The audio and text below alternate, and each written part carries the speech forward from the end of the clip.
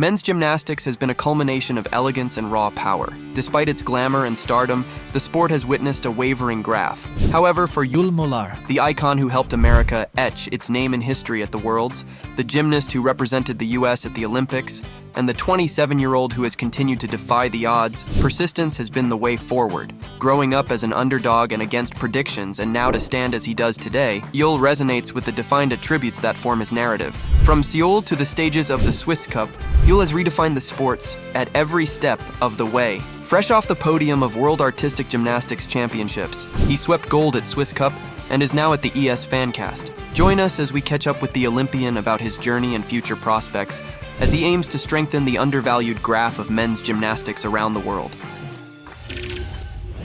Hey everybody, welcome to the ES Fancast. I'm your host, Kenny Ducey, and this is a place where you get stories from insiders for the fans, an immersive interview experience to get you a peek inside the world of your favorite stars like never before. Fancast gets you front row seats to your favorite athletes and their teams, interact with stars, answer polls, and explore our content-rich feed. Well, today we're going to sit down with a very special guest. He's seen greatness and established the status of an icon for American gymnasts at the age of 27, the young age, I'd like to say, because I'm around the same age, and has made gold medal victories look quite easy. Today we have none other than Yul Moldauer, a six-time gold medalist, veteran Olympian, one of the brightest gymnasts in the world. He refuses to give up, still going at the age of 27, and while most gymnasts call it a day at the age of 27, Yul is still USA's hope for the Paris Olympics, and having him here today with us, let's see what more we can discover about the man behind the gymnast that is Yul Moldauer. Welcome to the show, Yul. How you doing? Doing good. Thanks again for having me. I'm super excited to talk to you guys. I got to say, first, right off the bat, I'm so sorry about what happened to Oklahoma last night. A lot of people here on the East Coast probably didn't even stay up, but it was that was a pretty tough loss in the bowl game. Yeah. It always, it always sucks seeing your football team lose, but you got to take the wins and losses sometimes. So I read off some of your accolades. I want to ask also, it says on your website you're an 18-time All-American. Now, with only going to school for 4 years at Oklahoma. So how does that work? How many All-American teams actually are there? Because I usually figure, all 4 years you're All-American, you're a 4-time All-American, you're 18-time All-American. Yeah, it's a little different in gymnastics. So at the national championship only on the finals, if you place top 6 on any event, that's an All-American.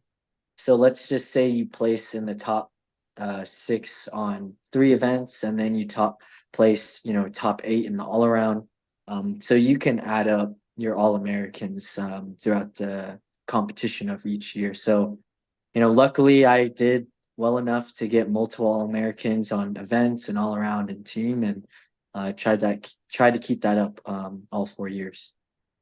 Well, one thing you're trying to add to your ledger is some more results from the Olympics. How are your preparations going for the Paris Olympics right now? They're picking up for sure. Actually, I would say most athletes, not just gymnasts, they started preparing probably last year. So this year, it's kind of like the cherry on the cake. This is the year where you really get to feel like this is where all the hard work is paying off. And this year, it's all about staying healthy, making smart choices, and just kind of keeping those routines or skills that you want to compete. So, it's intense though, but that's the thing about being a high level athlete is you have to take on the challenges, you have to take on the bad days or, sometimes bad results at competitions and learn from them. And, now that we're coming up on the Olympic year, I think not just the gymnast, but every single athlete training for the Olympic Games is just super excited that we're finally here. And how excited are you to have a crowd there at the Olympics? Because I know 2020 was a very bizarre Olympic year. Yeah, it's so I think that's why a lot of us are so excited to be trying to make the Olympic team, because we want that full experience. We want that full Olympic village, making friends and communicating with other athletes around the world and learning what they're doing. But, Tokyo, it was definitely weird. Every morning you did a COVID test. We weren't allowed to leave the hotel. They had police officers to, tell the Olympic Committee if you disobeyed the health rules.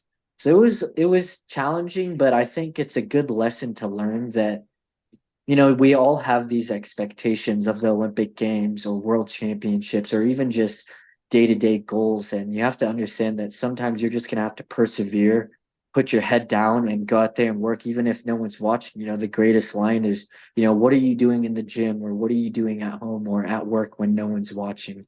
And that's kind of like the theme that we brought to the Olympics, even though there's not a crowd here. We could hear the cameras clicking, the cameras in our faces, and we knew, even if people weren't here, we were still representing our country in front of everybody. So that was kind of our motto. We didn't care if people were there or not. We just made sure that, we had USA on our chests and we represented them well. So as someone who's never done that before, represented our country, what's the pressure associated with that? And I have to apologize to the viewers at home. New York City can be very loud, as ASAP Ferg once said. How much pressure is that for you? Because I know a lot of gymnasts and Olympians in general just talk about mental health as a big thing. Yeah. How like what are the ways you deal with that? So with the pressure of representing my country, it's almost not pressure to me. It's more honor. It's more responsibility. Growing up as a kid, I dreamed of competing for Team USA. And when you make the national team, they have their rules and standards and obligations. And you really have to take that to heart and understand there's only 6 athletes wearing USA. And when you go out there and compete, or you go to the cafeteria, the way you use your manners, the way you interact with people, all that is going to reflect how everyone around the world looks at our country. Because at the end of the day, we're not just representing myself and my sport, we're representing how Americans are. And you have to take that in a good responsibility. So for me, it's not pressure, it's more of a privilege. And we always have this saying, imagine if Team USA was a red Ferrari. We don't want any dents or scratches, keep the Ferrari clean. It's kind of like our motto. And so we I don't know if it's more pressure, but it's more of a responsibility for sure. But with mental health, I mean, it's such a broad topic because every individual is so different. But what I do to help relieve stress and get my mind off of my sport is when I'm in the gym, I'm locked in, you know, I'll talk and chat, but I'm really focused. But when I'm outside of the gym, I really try and decompress and take my mindset out of the gym, whether it was good or bad. Because at the end of the day, sports is like this. You're gonna have a good day, then a bad day, then a good day, then a bad day, and it's gonna be a gradual line graph going up. So that it's really hard to practice this. Everyone gets frustrated and has bad days. But really, when you have a bad day, I always try and take a step back and analyze, what was bad about the day? Was it my gymnastics? Was it my attitude which made my gymnastics bad? So, I have these little games I play with myself, taking myself out of the gym, hanging out with friends, making music, getting my mindset out of the gym just so it's not gym, gym, gym, gym, gym. And I actually have, a gym life perspective and then, outside gym life perspective. Well, I was going to ask what you were doing to decompress. You sort of answered it. What kind of music are you making? I like house music, uh, Armin van Buuren, some trance in there. So for me, music has always just been there for me. And it was funny on one of my recruiting trips, I was at this house and they had a mixer and I was like, can I try it? And ever since I was 16, I bought myself a little cheap one, and then over the years I'll upgrade to a better one and a better one. But for me, music is just so fun, and I love like symphonies and making people have emotions and the sounds that they're hearing. You also mentioned, just going to the cafeteria as part of your routine. We always hear these crazy, whether it's a calorie number or just the sheer number of things that athletes are eating, especially Olympians. I remember Michael Phelps years ago. What's your what's your daily diet? Like what do you how much are you really eating to try to keep the muscle on? So it's actually very different with me. I only eat like 2 meals a day. Like I'm not a breakfast person because I wake up and I have to go to gym at 7, and for me I'm not hungry at that time, so I'll have like a cup of tea. And then when I get done with gym, I'll make like a brunch, which is like eggs, bacon, a piece of toast. But for me, calories are actually like for gymnasts, you want to eat more and more and more and more. But for me, I feel like I get too heavy. So I kind of like try and stay in this weight of like 120 to 122, which is really light. But for gymnasts, that's really good because then it's easier to flip around. It's easier to hold strength. So it's gymnastics isn't almost like a set calorie base for the sport. It's almost knowing your body type. And my body type is very light. Whereas, Brody Malone, he's a more bigger guy. So he might have to eat more than I do. So it's understanding your own body, meeting up with a nutritionist and seeing what they do, doing a DEXA scan and blood work, seeing what vitamins you see. So it's almost all based on personal choice and weight and how you move your own body. Now, I want to talk about your beginnings in Colorado. You were adopted, so you flew across almost the world to Yeah. live in Colorado, and then you grow up. Now, obviously, there was a lot going on in Colorado sports when you were growing up. The Rockies won the World Series. You had Carmelo Mhm. Anthony, Allen Mhm. Iverson. Were you inspired to play other sports, and how did you land on gymnastics? So I actually love all sports. I'm a huge sports fan. Growing up, I always played baseball with my dad, football with the friends.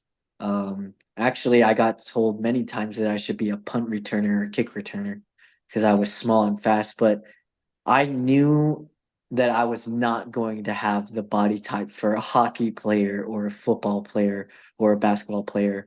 Um, so for me, I don't know why, but gymnastics just stuck with me. I tried all the other sports, but gymnastics to me, it was just the most fun. I had the most adrenaline. It was scary at times, but it was almost like the send it kind of vibes of like just go out there and try a flip. So for me, I always like flipping around and twisting and seeing what I could do. If you did play a sport, what would your number be? 16. 16. Why is that?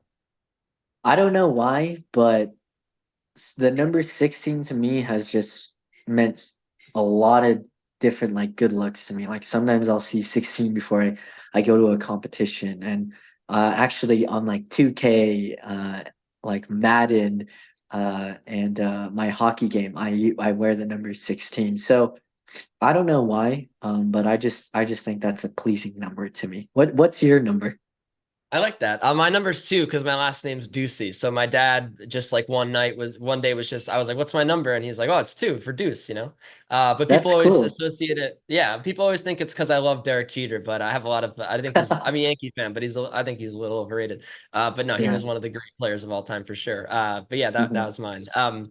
So yeah, speaking of Colorado, you grew up on a ranch, and you've spoken a lot in the past about how that really helped you, your character, helped you mold the person you are today. What are some memories that you have from the ranch specifically that were good learning lessons for you that maybe someone who didn't grow up on a ranch would not have learned? I mean, I have so many things. Just the basics to feeding the animals. Growing up on a farm with probably 50 plus more animals on the farm, they're not going to feed themselves. So no matter if you're tired or sick, you got to get up at 6, feed them by 6:30. And so it kind of teaches you that responsibility of like, I can't just think about me. I have to think about this whole entire system that we have. If the animals don't get fed, the eggs won't come out. If the goats don't get fed, the milk won't be good. So it's all these things that kind of add up to every responsibility of like feeding the animals, making sure every week you go in there and change their bedding, no matter how bad it smells. You get dirty. My favorite thing was I was in charge of poop cleaning. I know it sounds like it's terrible, but I loved it because I got to drive, this huge tractor with a bucket, and I would go in the horse and grade all the poop into one pile and scoop it up. But also it taught me a lot about teamwork. Me and my brother, we took care of the feeding, and then my sisters would go around with the hoses, make sure that the heaters were on for their waters, fill them up, clean it out. So it was kind of like we had a system where we could be doing the work that we needed to do on the farm in less time if we were all proactive and knew what job to do. And then I always loved building fences with my dad. It taught me creation and how to like use my hands a lot, like kind of a lot of hands-on work. And irrigation was kind of, it was just fun to be out there in the fields with water and kind of, have a strategic plan with a certain amount of square foot of water to water the whole entire field. So there's so many lessons that you can use that you learn on a farm and then adapt them into a sport or into school or into just like a day-to-day life of, again, teamwork, responsibility, strategy, hands-on work. So it's all these things that you don't even realize as a kid, and then you grow up and you're like, wow, like that's why I think this is probably so easy, because I did it so many times as a kid. To those of you out there watching this, take part in the interactive polls in the feed. Let us know your thoughts on everything. And yeah, that's I could imagine working with just using your brain and problem solving, right? That's definitely a very good mental exercise, as well as, like you said, the responsibility of feeding all the animals. Did you have a favorite animal that you would feed and that you maybe connected with? Yeah, I liked feeding the rooster because it would make him stop making noises so early. So I'd always run and give him like this head of lettuce with some seeds. We called him Bo. It's a great name. Yeah. So I wanna go back to gymnastics for a little bit here. So the fact that you're 27 going into the Olympics, obviously gymnasts specifically, they might retire earlier than that, but you see Simone Biles still at it, and she's around the same age as you. So what was it just the pandemic year in 2020 that made you want to continue with gymnastics, and really where do you get this drive from that makes you want to continue in the sport? I have, so every single year I write these goals out that I want to accomplish. Whether I accomplish them or not, it's right by my light switch, so I see it every day. And that motivates me to get done what I want to do in this sport. Age to me is just a number. I think if you do the right things and you have the right training plan and the right resources, you can go as long as you want. I mean, look at Simone, like you said, she's 26. She's the GOAT. She's still on top of her game. And I think if you take a step back and look, I think it's all about, we're so advanced in our technology nowadays too, that she probably, does the cold tubs, the water plunges, all this. And I think that's helping her keep her body young. But I also think this, it's almost like a joke that I like to say, but COVID, it took a good 2 years out of our lives. So I always tell people subtract 2 years from your age, and that's how old you really are. It's the And same thing. yeah, so for me, I understand that my body's gonna hurt and I'm gonna start, not feeling as young. But I always try and make sure that that never comes across my mind, because I have these certain goals that I want to accomplish, and I'm not gonna let something you know, take that away. They say goals are hard and they're painful and they're stressful. And my coach actually told me this. When you see someone standing on top of the podium at the Olympics as they're winning a gold, they're not crying because of the gold medal. They're crying because they're remembering all the pain and sacrifices that they made to get here. And I tell myself, like, I want to cry because of that one day. Like, I want to be in that position, and I don't want to stop until I feel that. So that's kind of my mindset. Whether I retire early or not, I always tell myself Sam McCulloch made it to 3 Olympics, so I'm definitely going to try and go to 3 Olympics. And actually, before every Olympics, I always try and tell myself, I'm going to do another 4 years. So actually, going into Tokyo, I already knew that my plan was to keep training after. And so now this year, 24, I told myself I want to keep going until 28. I think it'd be really cool to compete a floor routine at the Olympic Games in the US in front of LeBron, stick your dismount and copy a celebration and point to him. Yeah, I mean, that's going to be a wild Olympics for sure here. And yes, I mean, that would be an amazing moment. So that's a good goal to have. I actually, you reminded me a little bit of LeBron, and not mean, you're a great athlete, but he is the greatest, maybe the greatest basketball player of all time. And now, you've got Novak Djokovic in tennis. He's, I think, they're almost 40. I'm a big tennis fan, so I can't believe I don't remember his name. I'm going to guess 36 right now. But basically, Yeah. these guys are really playing at the same level, if not a better level now than they were 10 years ago, and they're so old. And it feels like the GOAT debate in a lot of these sports is sort of skewing because now athletes are able to go longer into their career. And you mentioned, cold tub and maybe meditation and care for your mental health, but also, medicine and all that stuff. Do you feel like, I mean, obviously, at a certain point, there's going to be a limit to how old athletes can be before eventually they start to decline. But do you feel like things are trending pretty aggressively over the last like 10 years with just how late into their careers athletes can continue to be good, and why do you think that is?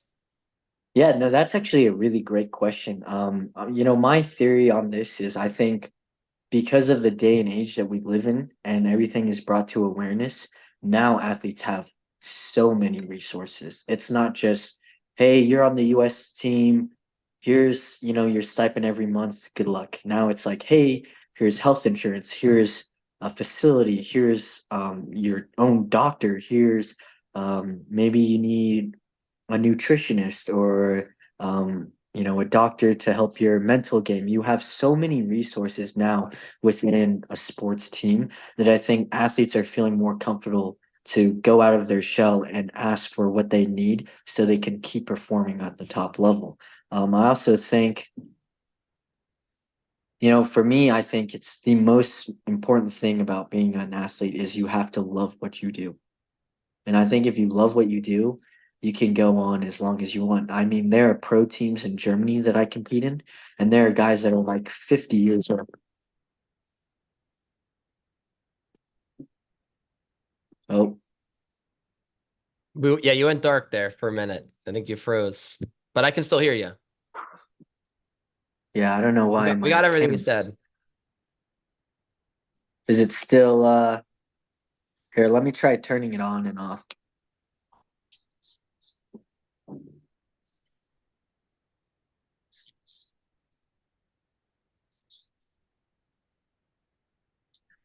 Sorry guys. I No, don't you know always what's hope going that on. those things will just snap back in.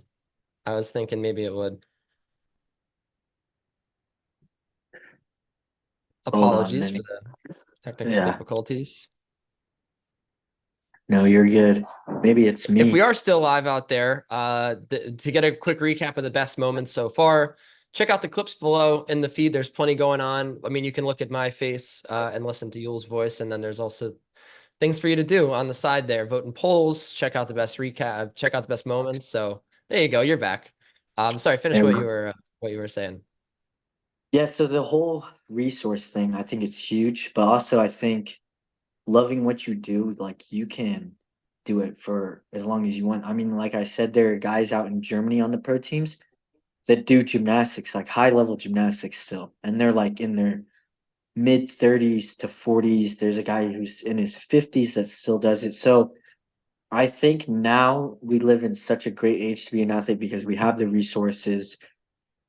Honestly, you have YouTube if you ever need to learn anything. I think we underestimate the power of the internet. You can go out there and learn anything you want. So if you want to learn how to stretch better or if there's pain in a certain area, you can literally just go on YouTube, look something up, say you don't have a doctor, you're at home, and now you have, all this care to yourself. And we have so many devices like do you know what a Normatec is?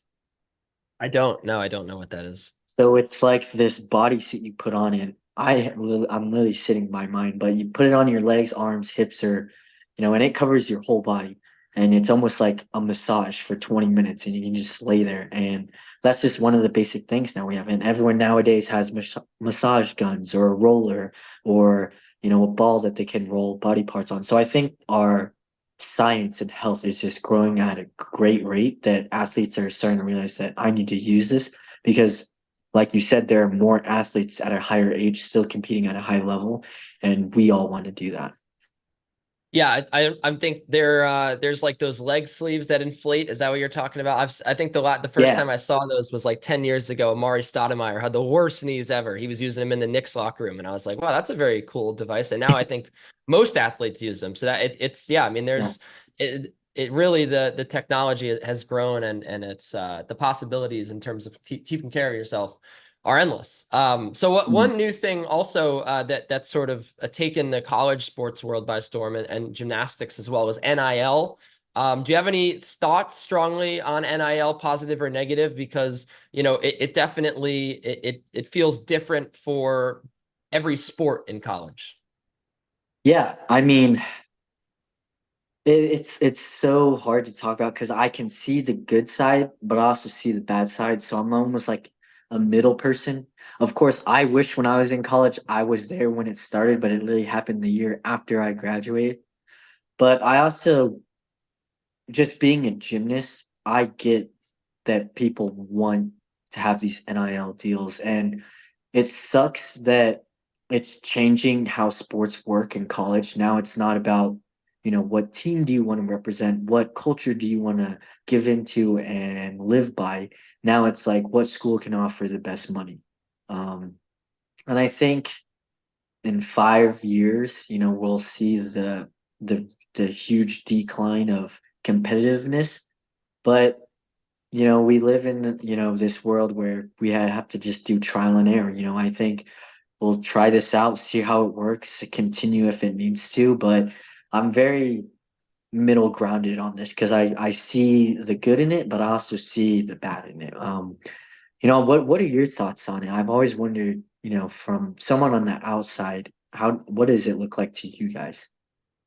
Honestly, I have no idea, because I know that it's important, obviously, like I said, for football players, basketball players, some of the more high profile athletes. It's good that they're able to earn off the court. But then, you mentioned, or like gymnastics, it's like, Livy Dunn, great, she's making a lot of money, but it definitely seems harder for a lot of athletes to break in and get it done. So I don't know. I mean, I really don't have, I'm still learning more about it. I know it's still sort of pretty new. So, Yeah, I don't, I obviously know, I've heard from your side, and, looking into it with gymnastics and gymnasts, it's a little bit harder on them. And, obviously gymnastics in general, not a lot of lucrative prize money like there are in other sports. So, there's probably room to improve things. Absolutely. And like you said, I mean, it seems like an experiment, so we'll see how it lasts. But yeah, yeah, I mean, I definitely feel like that's always a tricky thing in college sports, because it's hard to just give, blanket scholarships or, funding or whatever, because, the amount of attention paid to different sports is just different, right? So yeah, it's, not everyone can be Stanford or Oklahoma in your case.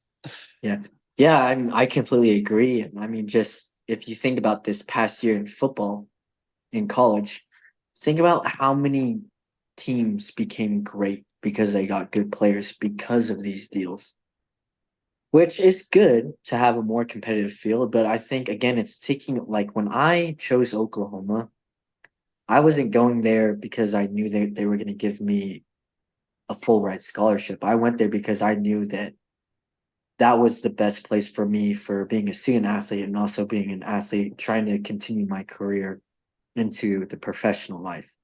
You know, Now I'm just worried that athletes are going to schools because of the money, and I think that takes away why you first started the sport, why you do the sport.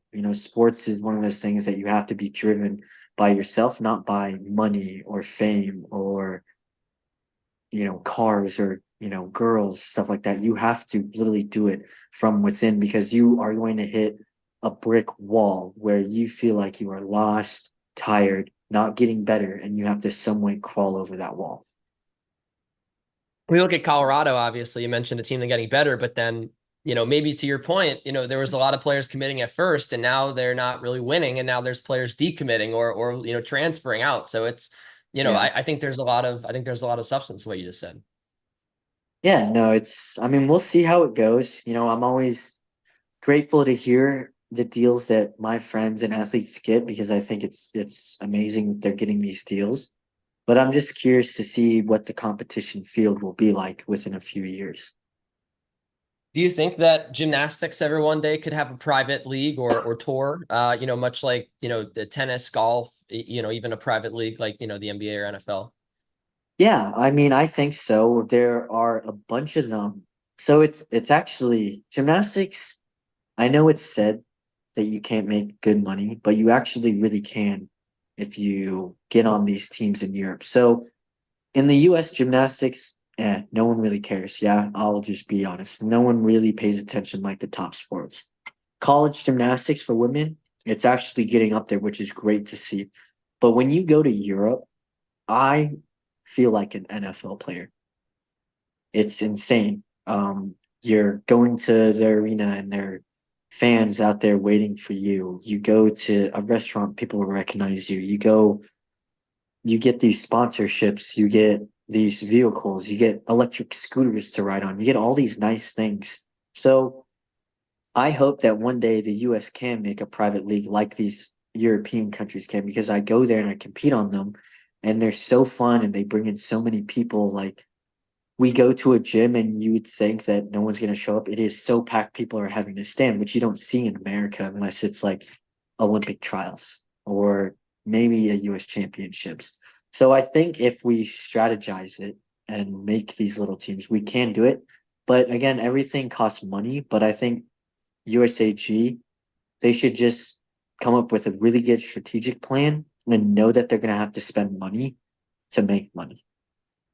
Yeah, I mean, that's, I don't want to use the term like American ignorance, but I do always recommend to like my friends and just anyone who listen, because I watch a lot of tennis, watching sports around the world, because you watch EuroLeague basketball, even that's a huge league. They're packing stadiums for small tennis tournaments. Just because the sport's not popular here doesn't mean it's not big. So Yeah. it's definitely very, encouraging to hear that it's big over there in Europe. What nations specifically are the best? I mean, you mentioned Germany. What nations specifically are that love gymnastics the most?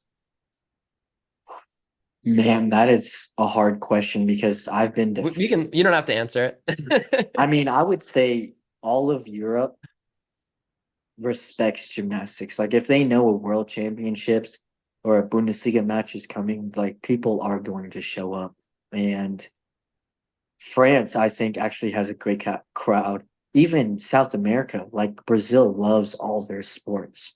They will go to their events. So I think maybe it's just a marketing change of plans that we need to do, because actually gymnastics is one of the most watched sports in the Olympics.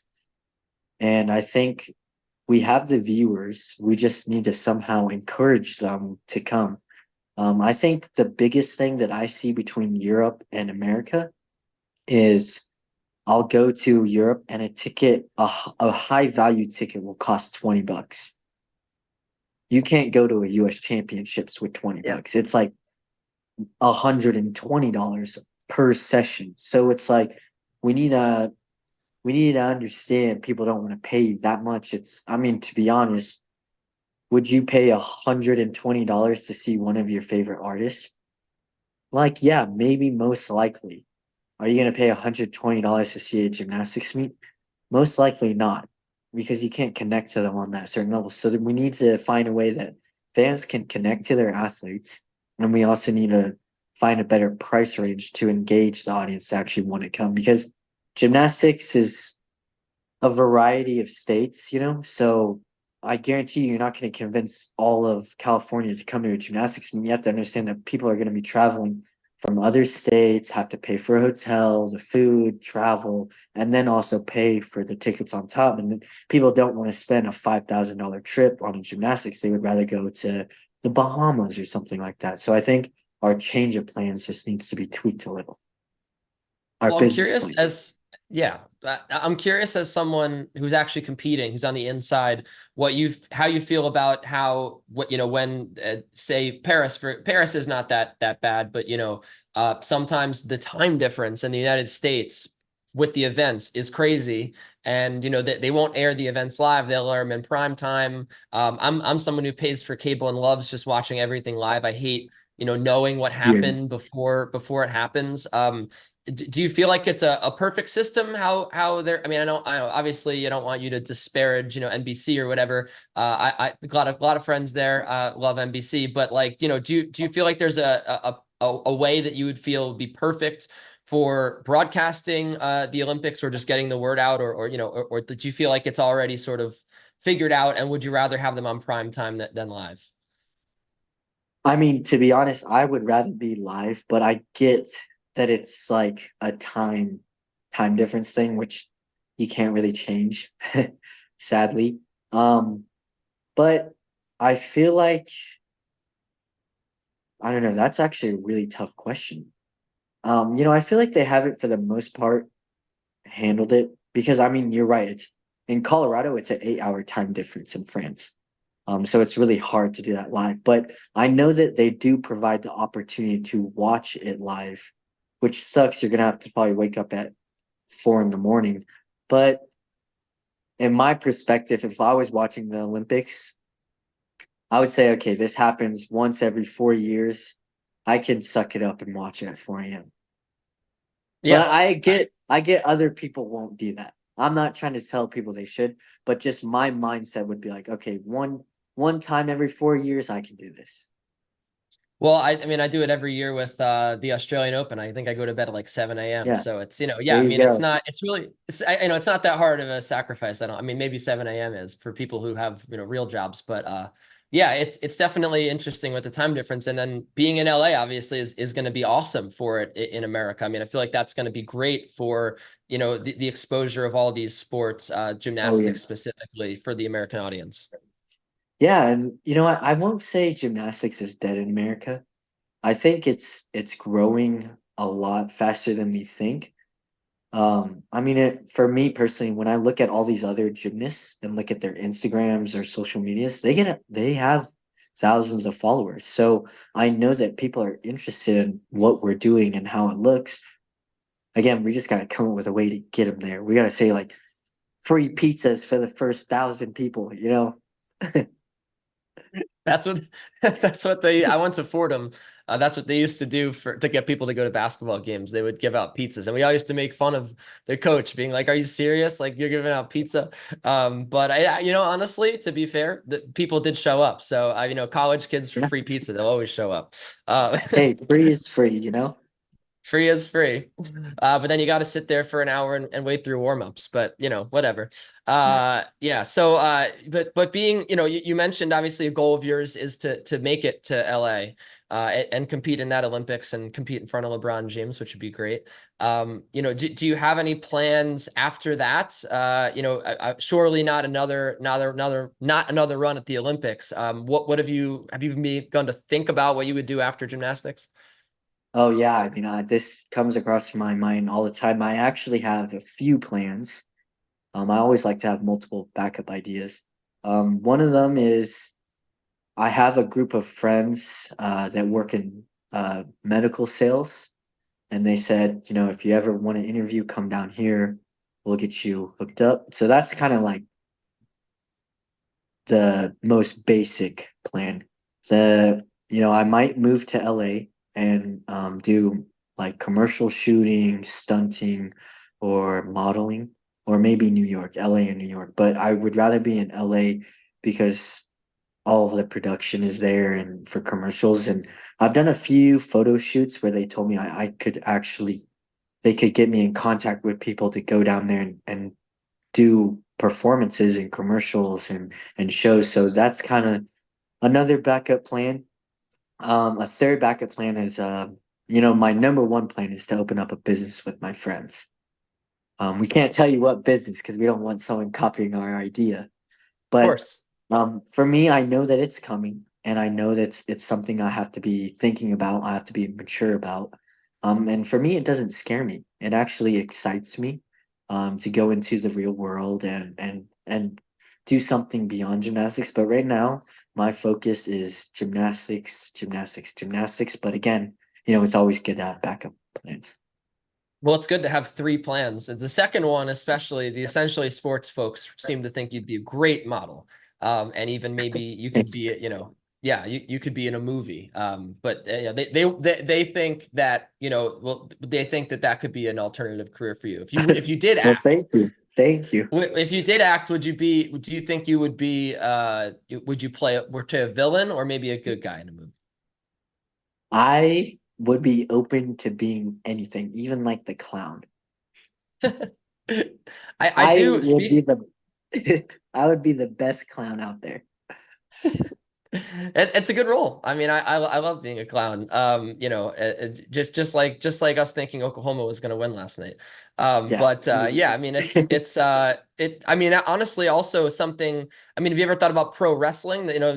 Using your maybe your villainous profile or your hero profile, and then also your talents on Yeah. the on the floor. So actually, I told myself when I quit gymnastics, I'm going to take martial arts. I'm going to run a marathon, and I want to try and do a triathlon. So martial arts to me has always been something I've been very interested in. So if I could learn martial arts and be in a movie, I think I would, you know, I'd be on cloud nine. I've always wanted to be like Bruce Lee, be in the movies, do karate, kick some butt, make money. So I think that would be really cool. So we're obviously in the middle of this, strange 2 week span in the holidays where no one gets anything done at work, and you're visiting family, you're celebrating the holidays, you're celebrating New Year's. How do you fit in training for an Olympics with all of this? So we don't take any days off besides New Year's and Christmas. We're in at the gym at 7 to 10, and then again at 1 to 4. But that's what it takes. You have to understand that you're in this position and you have this opportunity, and if you really want it, you're gonna go into the gym no matter what. Even if the gym is closed, you go to the weight gym, and I think that's where you are the most disciplined, where when everything around you is closed and everyone around you is doing something else, you learn the most when you're alone. Um, there have been countless times when I'm in the gym alone, and I think, I just think about what are my goals? What are my goals as a country? And that motivates me. I know it's hard and sometimes it sucks, but you just got to do it. If you want it that bad, you're going to do it. Well, speaking of countries, I do want to ask, because it is sort of a hotbed topic for some Olympians, with the Russians and Belarusians being able to compete in the Olympics. How do you feel that impacts really the entire games, but the Ukrainian athletes in particular? And do you feel like they shouldn't be allowed to compete until the war is over? Man, it's so hard talking about this topic because there's there's a good side, there's a bad side. It's not like right or wrong. It's just it's two countries. So for me, my opinion is like I'm not gonna say who can compete and who can't because I'm not involved in that situation. I'm just a bystander, seeing this go on. But I think, to the Ukrainians, it's definitely just gonna like seeing them. I bet they have this, competitive side to them where they're like, I want to beat him, and same with Russia. So for me, I always just try and say, don't bring politics into sports. Um, and for me, in my position, I don't think I can really bring a side in because I'm not Ukrainian, I'm not Russian. I haven't been to Russia or Ukraine and been in that situation, but I think we just have to be open and understanding and learn and maybe go talk to a Ukrainian friend of yours and see their side. And maybe if you have a Russian friend, go talk and see their side and really try and understand both points before you make an assumption. I always tell people this. Politics are politics, and it's okay to have a different opinion than someone else. Just make sure you educate yourself and understand their side before you make an action towards them or anything. Really, I think today we are so rushed into making sure everyone believes what I believe in, but I miss the old days where you could have a civil conversation and have a different opinion and talk about things. That's where I think people misunderstand, just love one another and hear from one another. We're so different in so many ways and we all think differently that we should be able to have a civil conversation and understand, our perspectives and be okay with that. Yeah, I think that's certainly a sentiment a lot of people share, myself included. It's definitely tough to talk about these things because people are so strongly opinionated. And I mean, and like in this specific instance, there's plenty of Russian players I know who compete around the world in different sports. who don't support the war. And so it's sort of a Yeah. difficult situation where it's like they're being, villainized and they're being punished because, but they're, but also, it makes sense why they're doing it, but still it's like it's impacting them. So it's definitely a very complicated issue. Yeah, I'm no war kind of guy. If I could ever make a rule for countries, I'd be like, if you want to go to war, you get your president and we'll get our president and we'll have a giant boxing match. And whoever wins gets the, whatever. It's almost like a joke, but my opinion, whether it's Ukraine or Russia or, any country, I don't think we should ever be sending out young men and they're dying before they ever have a real life. That's something I'm very against. I think everyone should be able to have a choice and chance to live a full life and not be forced into something that they don't truly believe in, or just war in general I think is very bad. There's no reason for war. We're a communicational species. We're not supposed to kill each other. We're supposed to talk and figure out things. That's just, Yeah, of I don't want to get political, but my opinion course. is just, be open, because I have Ukrainian friends. My best friend is Ukrainian. He's actually driving here from Missouri. And then I have Russian coaches. So, and in the gym, we have Ukrainian coaches. So we get to hear, kind of everything. And, they get along. They understand they're a US citizen. That whatever going on there, they have to get through with their family members and stuff. But it just, it sucks. But it's really interesting to see the Ukrainians and Russians in the gym talk civilly and understand their viewpoints.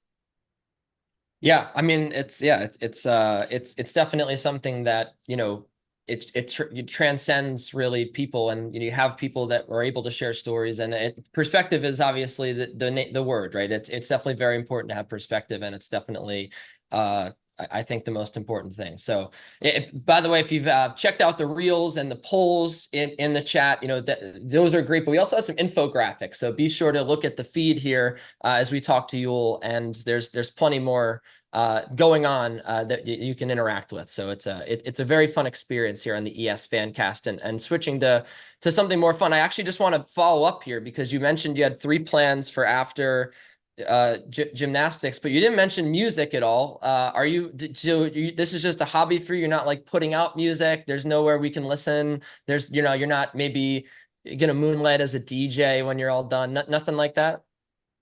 So I actually was gonna say music, but I didn't want to interrupt you and change the topic, but I did forget to say music. Um, I want to pursue music, and I do have a SoundCloud. I haven't made any songs yet, but actually my best friend, he just got me this synthesizer and keynote board that I can start making my own stuff.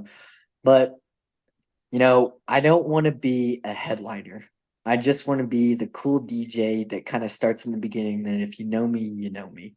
Not super big. I just kind of want to, try dip my toes in it and see. I actually have a few connections here in Colorado where they own some places that you can DJ, and I've DJed in college at the pool or the house or for my friends, or before every meet. I always make a mixtape so I can listen to it on the plane and kind of learn, okay, that was a good part. I need to fix this. So for me, it's almost just, it's fun. I never want to pressure myself into making it a career. I'll just say if it happens, it happens. What do you remember your first concert, and then what was your favorite concert that you've been to? My first concert ever was Avicii at Red Ooh, Rocks. that's a good one. At Red Rocks. How And was I that? think, oh, it was amazing. Like I've never been to a concert before that in my life. Um, I went with like 5 of my best friends. I didn't know what to expect. All I knew that I loved the song Levels, and that's why I was going to see this guy. And that night changed my love for that type of music for the rest of my life. Um, it was amazing. It was perfect. Everyone was so friendly. The lights were really cool. The DJ set was amazing. The sound was amazing. It was just a really happy vibe. I think my favorite concert was probably Avicii. And I'm not gonna Yeah. lie, I went and saw Billie Eilish one year, and I did not think her voice was gonna like sound as good as it was. And I'm telling you, I think I'd rather listen to her live than on, the store or a software program or Apple Music. She sounds really good live. My friend saw her at South by before she was famous and said the same thing. He was like, he was like, this, she's unbelievable. Like she's gonna Yeah, be huge. And yeah. yeah, so I could imagine what it's like to listen to her in person. I still have yet to go, but I do want to go see her. I want to go I'm see gonna Ed ask, Sheeran. I heard he's what'd you really say? cool. Oh, Ed Sheeran, you said? Yeah. I saw him up at Irving Plaza actually 2 years ago at it was like a 400 person show or something. It was like a Oh, random, nice. yeah, and that was very cool to see him Yeah, use the I forget what it's called when he like makes all the loop, maybe the loop or whatever on stage when he yeah, makes all the sounds. Yeah, yeah, he's talented. yeah. He's really cool. So I'm gonna ask a dumb question, but do you get to pick the songs that you're doing your routine to, or I mean, I think you do, but like I don't know, are you picking songs that you like, or like how does that go? So in college, you got to pick your songs, but ever since then, it's just kind of whoever hires the DJ and whatever he's playing that session, that's what you get. Are you ever on the mat and you're like, oh man, this is a crap song. This is terrible. Or are you just so Yeah. locked in that you're not even listening? I mean, it's both. You're so locked in, you honestly don't hear much. But when you're about to go, you probably hear the song, and you're like, man, why is this playing? Or like, oh, this is sick. So it honestly though, like you're so zoned in, you don't really care what's playing. You're just like, let's go, come on. Is that why it's more fun to do gymnastics in Europe because they just play better music? Maybe, but also, I love doing gymnastics anywhere. For me, competition day is like my day. Like that is what I look forward to. It's like after all the hard work and you get to go out there and like compete in front of people that maybe have never seen you before, like that's what I like doing. And I actually stole that because I was watching The Last Dance on Netflix of Michael Jordan. And they asked him, why do you compete hard every single night? And he said, I compete because I know someone who's never seen me compete live before is going to be in the crowd and I'm doing it for them. And I thought that was just a really cool mindset. And like, I've always like looked at it that way, same with like Westbrook. He competes hard every single night. And that's like what I want to be like when I compete. Yeah, it's like on 2K when you're in those fake fans with the hustle play or something. But it's Yeah. the same thing, right? You know, you see someone for the first time, you're like, I like this. I like this guy. So there's definitely a sentiment to that. And I'm sure. Have you ever seen any like what do you have any memories of watching any athletes in general for the first time and just being blown away by them? Like, have you ever seen LeBron play in person? So I've never seen LeBron play in person, but I've Oh, seen you got to Giannis fix that. play. Yeah. It's crazy. So just I actually got really lucky when I was at Oklahoma. That's when the Thunder were really good. They had Westbrook, Durant, that was the team in the West trying to beat Golden State. So I actually just enjoyed watching Westbrook. I thought he was just like so fierce. Actually, after the Olympics, I did his celebration uh, because I've always respected him, but he was definitely my favorite. I always wanted to go see Kobe. He was probably my favorite basketball player. Um, but man, I've gotten to see a lot of the Broncos players, Patrick Mahomes, I've seen him play. And I think it's just exciting when you see these top level athletes play. They just have this certain factor about them where they know that they're in control of the game. Even in hockey, I'm a big hockey fan. McCarr, McKinnon, Rantanen, Lykinen, Towers, all those guys. That's my favorite team to watch right now is the Colorado Avalanche team. The Colorado Avalanche are very good. And I actually used to be a big Colorado Avalanche fan growing up because of Patrick Woo! Waugh, Joe Stakic, Yeah, Adam Foote. yeah. That was my NHL team. I used to play with them. I'm a Ranger fan, but back then I used to play with them all the time. I loved that team. So they were amazing. And yeah, I mean, like I mentioned at the beginning too, it was kind of cool. I know you mentioned obviously watching, and I would hope that you maybe got to one Thunder game because the atmosphere there, even just from TV, was Oh, insane. yeah. But yeah, I mean, like I sort of feel like when the time you grew up at, I mean, you're only a few years younger than I am, but that was like a really big time for Colorado sports. You know, that must have influenced you a little bit to want to play sports. Oh yeah, I mean Colorado is a huge sports state. I mean, we've won a Super Bowl in 2015. The Denver Nuggets won last year. The Colorado Avalanche won the year before that. The Mammoths have won like their their games. The field hockey. Our soccer teams are really good. High school football, you see players getting into D1. So I knew that, well, actually, just growing up, all my friends were just pretty much athletes. No matter who you met or a new person, it was like, I play this, this, and this. So I feel like once you're an athlete, you can connect to these other athletes in a way that they understand of like, this is what we're doing. We love it. This is what I'm passionate. If you don't respect it, that's okay because I have my whole team with me.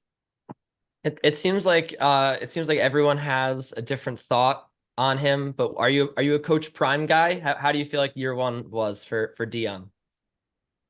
I so I didn't really know Dion that well until he moved to CU and like kind of seeing the videos. I always respect um him keeping to his religion. I always like that about him. There is hype about him, which he should have. He's a really great player. But I think I don't know, it's hard to say. I think if he does it right, CU could be a really good team. Like I Yeah, I think mean he has to focus on his coaching and making sure the players understand, the goal and the mission and not let the media affect him because there's so much media around him in that school right now because of his sons and him himself. I think he just needs to make sure he stays, tunnel vision. The media is always going to say this. Other colleges are going to hate you because you're getting more attention now. Just stay your route. Well, I mean, and one of the interesting things too is like the reason that he was able to get that job is because he did such a good job as a high school coach. I mean, obviously his sons probably had something to do with it and his name, but Yeah. he was a great coach in high school. From all it, I had a friend actually who did who would shoot docuseries on him for overtime, and it seemed like everyone was buying into his message. But as a college athlete yourself, is there like a difference between or what is the difference between coaching high school and coaching college? Like, what are some of the challenges that go into dealing with the college athlete as opposed to someone in high school? I think someone in college, they become more of an adult and they have to realize like your parents aren't here to push you. Your best friends that you had aren't here to push you. It's you and the team now, and you have to find your role on the team. I think in high school, you're just like, I want to get to college. So you work very hard. So it's more easier to work with the kids that want it. Whereas when the kids who make it, they think, oh, I'm good now. Um, I'm on a great school. I'm getting free education. I think it's just two different time periods of maturity as well. High school, you're a way different person than you are in college. So I think as a coaching side, you have to understand the generation that's coming in and how to coach them in a style that they will accept you and your mission. So coaching is actually a very interesting topic to me because I think all coaches in sports have almost a very same style of coaching when it comes to coaching the best in the world or the best in the country. Um, so it's actually something that maybe if I had the opportunity, I would love to be a head coach in gymnastics. Kind of build my own team, get them to have the same mindsets that I do and attitude towards gymnastics and see how well they do.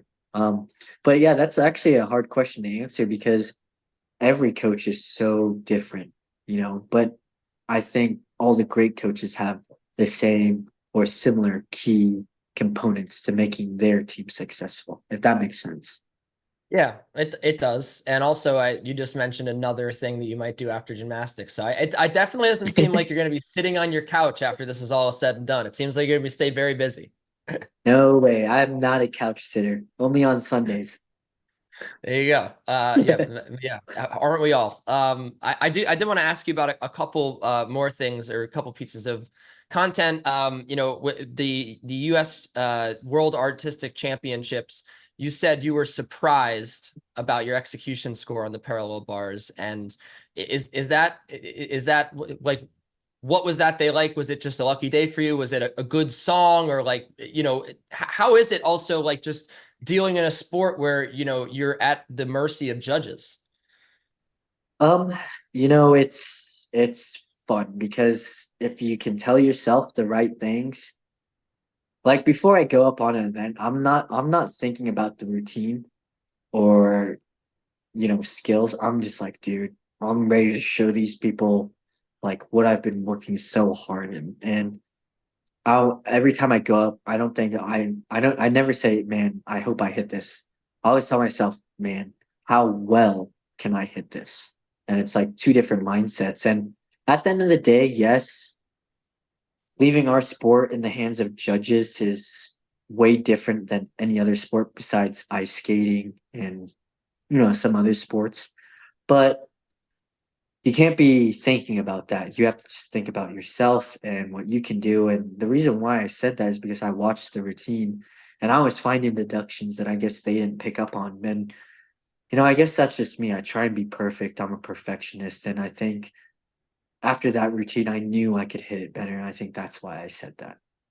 Well, I mean, it is like it also, to your point, like, you know, if you do look at the video, I'm sure you could find some deductions, but there is a human element of it, right? So like, Mhm. have you ever been like very frustrated that like someone picked up on something that wasn't there? Or I don't know. I Oh, mean, yeah. I can't imagine competing at a high level like this and having the human, you know, a few human eyes being the judges on how well you actually did. Yeah. I mean, for me, there have been plenty of meets where I'm like, what the heck was that score? Or I was like, wow, that's a good score. But I think as long as the judges are consistent, not with just me, but everybody, then I'm more okay with it. But if I'm like hitting a good ring set, for instance, and let's just, for example, say I go 14 and then another guy has a lower start, doesn't stick the dismount and is sloppier and scores the same or higher, I'm gonna be pissed. I'm like, all right, this is how you guys want to play. Watch this next event. But I never try and blame them. I'm just like, you know what? That's what it is. Challenge accepted. Here we go.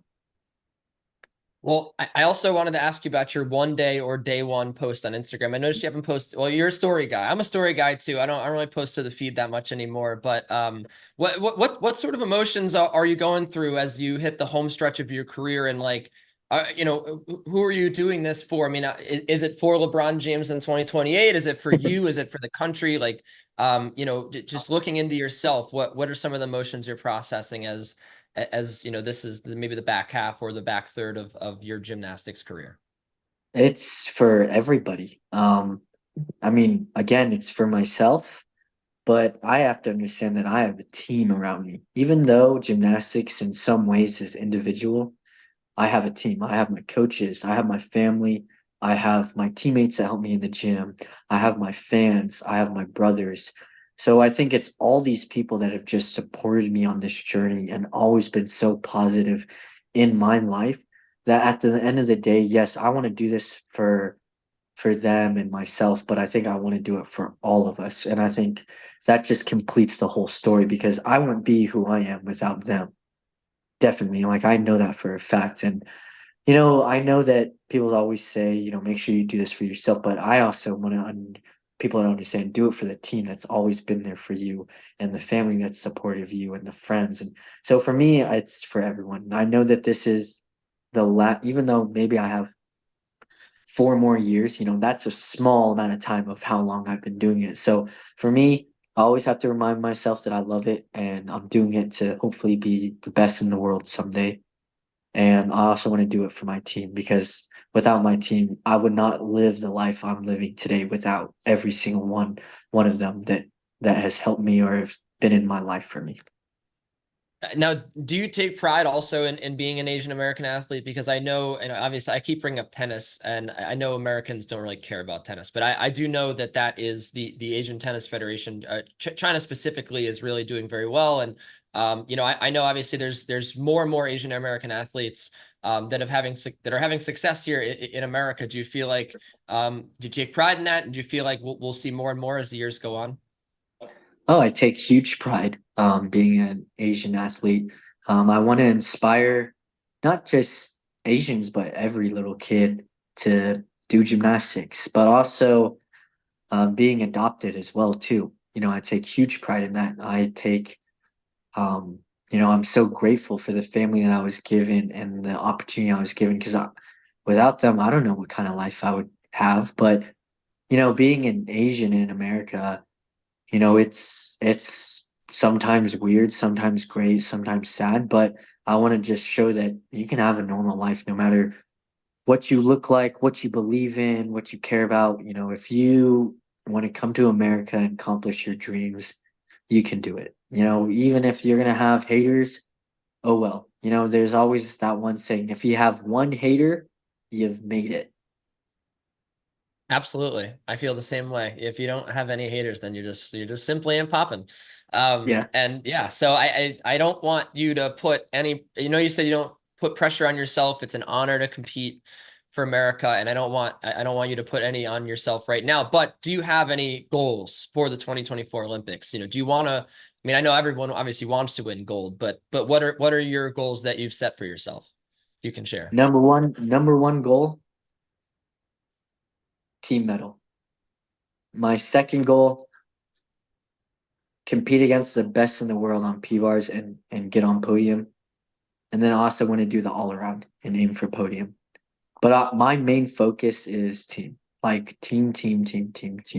I love the team competition because you're in this group and you get to experience something that you can talk about and explain, key points and events that happen. But at the end of the day, those 6 people or, 5 other people with you on that team are going to go through something that they can't explain, but they can look you in the eye and just like tell you, like, we remember that we did that together, as a group, as a team, as a country. And I think that's more satisfying than just being by yourself. Yeah, I think that's especially in people who play individual sports. I think that's a very shared sentiment that it is more fun to play on a team. So whether you're doing it for your team and the country as a whole, we're very, very excited to see you compete in Paris, and the best of luck to you. I know that I'm a night owl, so I will be watching. Well, I guess it would be the morning. Well, anyway, I will be watching live for sure. I always like to watch live sports, and I know that you do as well. So it is, look, we learned a lot. We learned about your many, many ventures that you may go into after gymnastics. So I also would say, just as excited as I am to see in the Olympics, I'm excited to see what happens after, because it seems like, it's anyone's guess, but it'll be something fun. That's for sure.